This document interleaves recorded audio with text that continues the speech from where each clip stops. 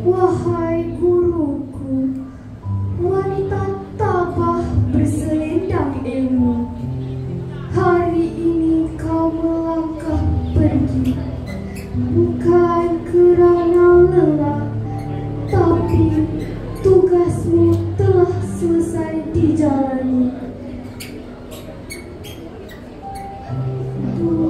Tanganmu lembut memimpin, mengajar bukan sekadar membaca dan menulis,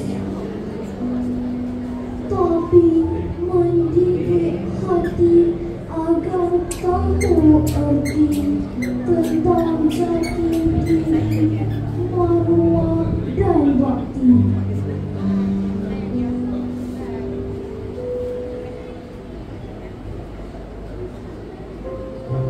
Dalam diam, kau mendidik dengan penuh kasih. Teguranmu lembut tapi penuh hikmah. Setiap titisan peluhmu adalah amal. Setiap senyumanmu penyuluh akal.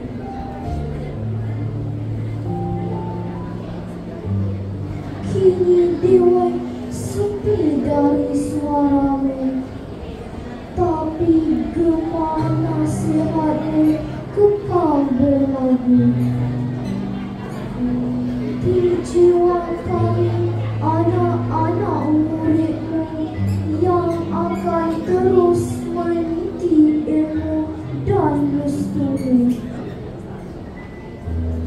Selamat bersara Sri Kandi mulia, jasamu tidak akan dirubah.